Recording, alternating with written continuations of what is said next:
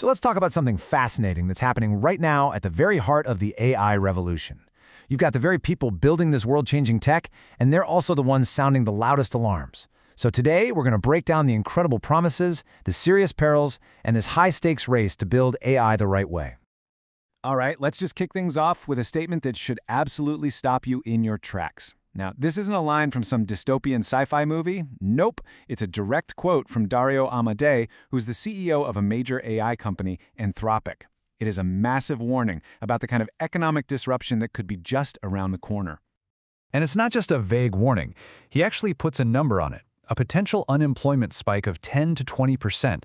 But you know what the truly shocking part is? He thinks this could happen in the next 1 to 5 years. This isn't some problem for our grandkids to solve.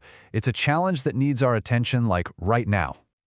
Okay, so here's our game plan. First, we're going to really unpack this AI warning. Then, we'll get into this idea of a race to the top that's motivating these companies. After that, we'll look at a really cool solution called constitutional AI. And finally, we'll map out what the path forward looks like for all of us.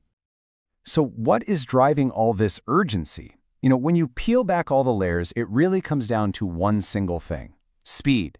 The core of the problem isn't just that AI is getting powerful, it's that its growth is, well, it's exponential. And that changes absolutely everything. Think about the acceleration this way. Just a few years back, AI models were basically at the level of a smart high schooler. Today, they're already like a smart college student, and they are quickly blowing past that. This insane leap in capability is exactly why those entry-level white-collar jobs are suddenly looking so vulnerable. Now, of course, there's the optimistic view, and you can hear right here from OpenAI's Sam Altman. The argument is, hey, we've been through this before, right? History is just littered with jobs like the lamplighter that got replaced by new tech, and it ended up leading to all this incredible prosperity. Society, the argument goes, always adapts. But, and this is a really big but, Amodei offers a critical counterpoint. He's basically saying, yeah, we've adopted in the past, but this time feels different. The AI boom is bigger, it's broader, and it's moving way faster than anything we've ever seen.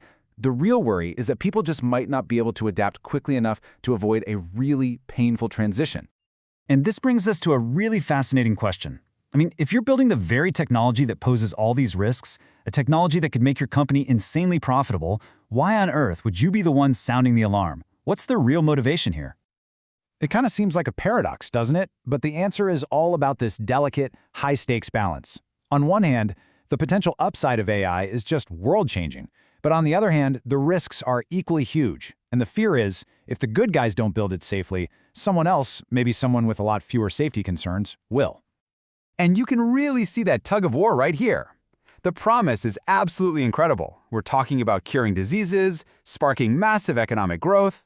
But the peril is just as real: mass unemployment, a society that's fraying at the edges.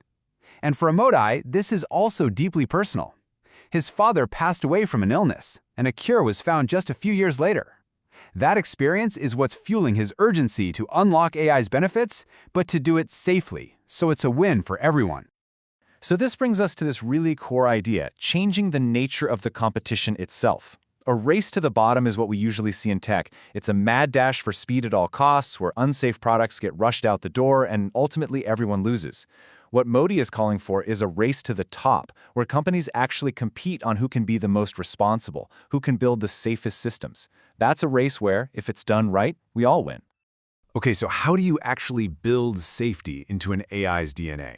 I mean, it's one thing to talk about a race to the top, but Anthropic's answer is a pretty fascinating technical approach they call constitutional AI. The best way to think about it is like this. Instead of trying to teach a kid right from wrong in every single possible scenario, which is impossible, you give them a set of core principles, right? Like be helpful or don't cause harm. And they can then apply those principles to new situations. Constitutional AI does something really similar for a language model. It gives it an explicit rulebook to guide its own behavior. So the old way of doing this, known as reinforcement learning from human feedback, or RLHF, basically relies on an army of people rating AI responses one by one. And it works, but it can be really slow and kind of inconsistent. Constitutional AI is a whole different ballgame. It's way more scalable because the AI learns to check itself. It's more transparent because you can actually read the principles, and it's much, much more consistent.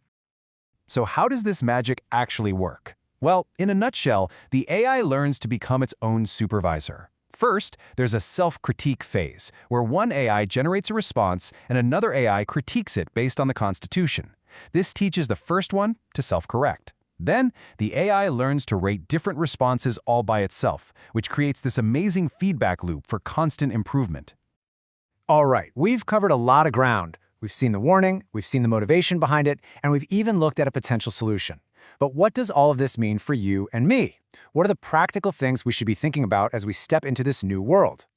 The path forward really requires everybody to play a part. For us, as citizens, the advice is crystal clear. Get your hands dirty. Learn to use these AI tools. The more you understand them, the better prepared you'll be. For lawmakers, the message is to get educated and consider every possible option, even really radical ideas like taxing AI companies to help soften the economic blow. And for the companies themselves, the call to action is to lead that race to the top on safety and responsibility. And that really leaves us with the big, critical question for our time. The power of AI is shooting upwards on this steep exponential curve.